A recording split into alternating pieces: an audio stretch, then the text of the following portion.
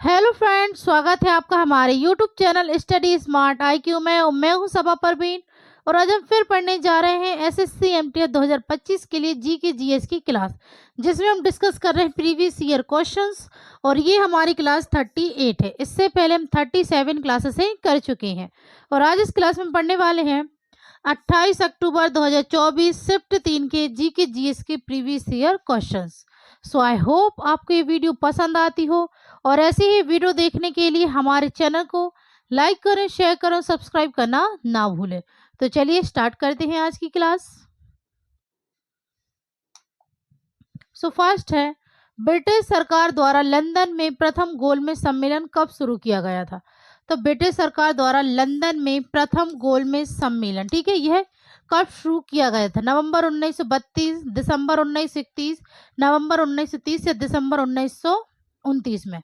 तो प्रथम गोलमेज सम्मेलन ये हुआ था नवंबर 1930 में। राइट आंसर है ऑप्शन सी, नवंबर 1930। कितने गोलमेज सम्मेलन हुए थे? तो 3 गोलमेज सम्मेलन हुए थे, ठीक है। प्रथम हुआ था 1930 में नवंबर, द्वितीय हुआ था दिसंबर 1931 में और तृतीय हुआ था नवंबर 1932 में। तो 3 गोलमेज सम्मेलन हुए थे, ठीक है। और तीनों गोलमेज सम्मेलन में डॉक्टर BR अंबेडकर,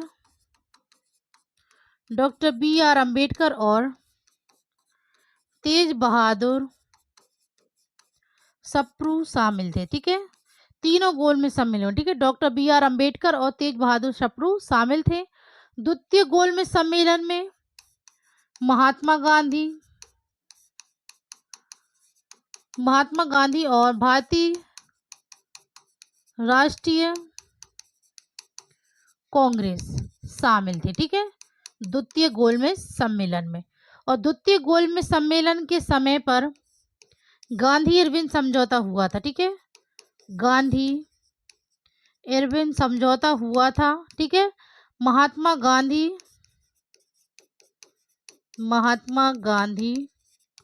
और लॉर्ड इरविन के बीच में, ठीक है, गांधी इरविन समझौता हुआ था द्वितीय गोलमेज सम्मेलन के समय 1931 में। ओके, चलिए आगे बढ़ते हैं। नेक्स्ट है, निम्नलिखित में से किस प्रसिद्ध भारतीय संगीतक की आत्मकथा का शीर्षक माई लाइफ माई म्यूजिक है? शिव कुमार शर्मा, जाकिर हुसैन, बिस्मिल्लाह खान या रविशंकर? तो माई लाइफ माई म्यूजिक ये आत्मकथा का शीर्षक ये किसका है? तो ये है रविशंकर का। Right answer option D, Ravishankar. फिर हम बात करें शिव कुमार शर्मा, ये किस वादक थे? ठीक है, तो यह थे संतूर वादक। जाकिर हुसैन यह तबला वादक थे और बिस्मिल्लाह खान, तो बिस्मिल्लाह खान यह शहनाई वादक थे। ओके, चलिए आगे बढ़ते हैं। नेक्स्ट है, आजादी का अमृत महोत्सव की आधिकारिक यात्रा कब शुरू हुई थी? 15 अगस्त तो 2022, 14 अप्रैल 2021, 12 मार्च 2021, 14 अगस्त 2022। तो आजादी का अमृत महोत्सव की आधिकारिक यात्रा ये शुरू हुई थी 12 मार्च 2021 में। Right answer option C. Okay, चलिए नेक्स्ट है, 2011 की जनगणना के अनुसार जनसंख्या घनत्व के आधार पर निम्नलिखित में से राज्यों को आरोही क्रम में दर्जा दे। त्रिपुरा, मेघालय, मणिपुर और नागालैंड, इन्हें आरोही क्रम में हमें जमाना है। तो ये आएगा सबसे पहले नागालैंड, ठीक है, नागालैंड, फिर मणिपुर, फिर आएगा मेघालय और फिर आएगा त्रिपुरा। तो इसमें जो राइट आंसर होगा नागालैंड, मणिपुर, मेघालय और त्रिपुरा। राइट आंसर है ऑप्शन बी। ओके, चलिए आगे बढ़ते हैं। नेक्स्ट है, निम्नलिखित में से किस राज्य में लू की घटना देखी जा सकती है? राजस्थान, गोवा, तमिलनाडु, मणिपुर? तो लू की घटना देखी जा सकती है राजस्थान में। ओके, राइट आंसर ऑप्शन ए। ओके, चलिए आगे बढ़ते हैं। नेक्स्ट है, भारत की जनगणना के अनुसार साक्षर किसे माना जाता है? 14 वर्ष से अधिक आयु का व्यक्ति जो किसी भाषा में समझ के साथ पढ़ और लिख सकता है। बी, 5 वर्ष से अधिक आयु का व्यक्ति जो किसी भी भाषा में समझ के साथ पढ़ और लिख सकता है। सी 7 वर्ष से अधिक आयु का व्यक्ति जो किसी भी भाषा में समझ के साथ पढ़ और लिख सकता है। और डी है 18 वर्ष से अधिक आयु का व्यक्ति जो किसी भी भाषा में समझ के साथ पढ़ और लिख सकता है। तो भारत की जनगणना के अनुसार साक्षर किसे माना जाता है? तो यह माना जाता है 7 वर्ष से अधिक आयु का व्यक्ति जो किसी भी भाषा में समझ के साथ पढ़ और लिख सकता है। तो राइट आंसर है ऑप्शन सी। ओके, चलिए आगे बढ़ते हैं। नेक्स्ट है, निम्नलिखित में से कौन सा पुरस्कार और सम्मान वेम्पटी चिन्ना सत्यम को प्राप्त नहीं हुआ? तो इनमें से कौन सा पुरस्कार है? कालिदास सम्मान, मानद डॉक्टरेट, संगीत नाटक अकेडमी पुरस्कार या पद्मश्री? तो इनमें से जो पुरस्कार और सम्मान वेम्पटी चिन्ना सत्यम को प्राप्त नहीं हुआ वो है Padmashri. Right answer option D, Padmashri. Okay, चलिए आगे बढ़ते हैं। नेक्स्ट, 1858 के भारत शासन अधिनियम के लागू होने से ईस्ट इंडिया कंपनी की सभी प्रशासनिक शक्तियां समाप्त हो गईं। नियमन अधिनियम 1773, चार्टर अधिनियम 1853, भारत शासन अधिनियम 1858, भारतीय परिषद अधिनियम 1892।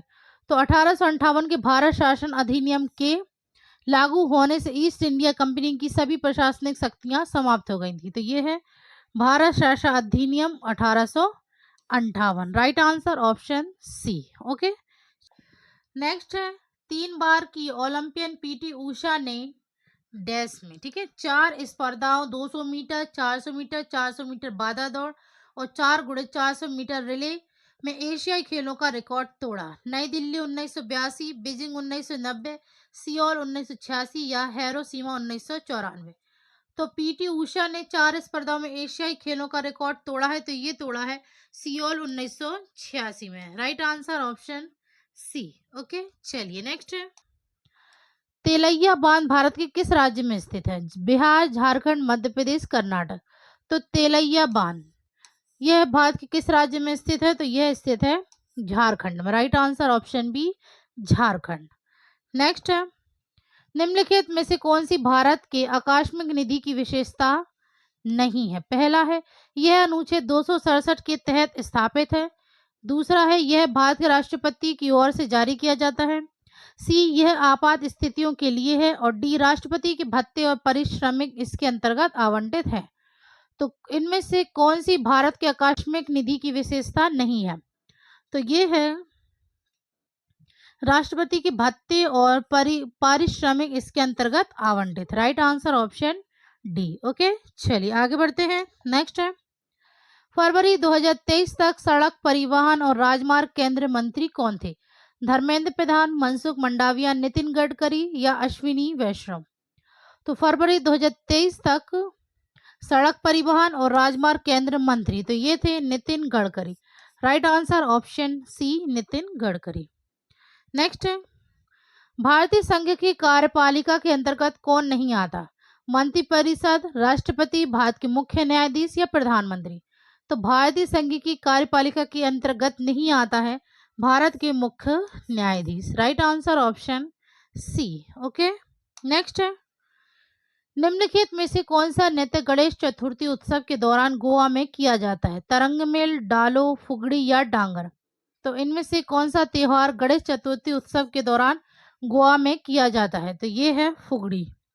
Right answer option C. Okay, next, Moseley ने देखा कि परमाणु क्रमांक जेड के विरुद्ध डब्ल्यू का आलेख एक सरल रेखा देता है, यह किसको दर्शाता है?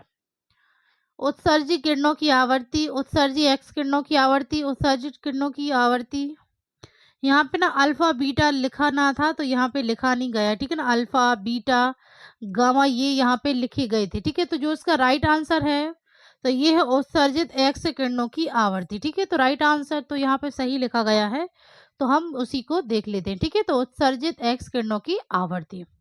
नेक्स्ट, भारत की को शूटिंग स्पर्धा में अपना पहला ओलंपिक पदक किस ओलंपिक खेलों में मिला?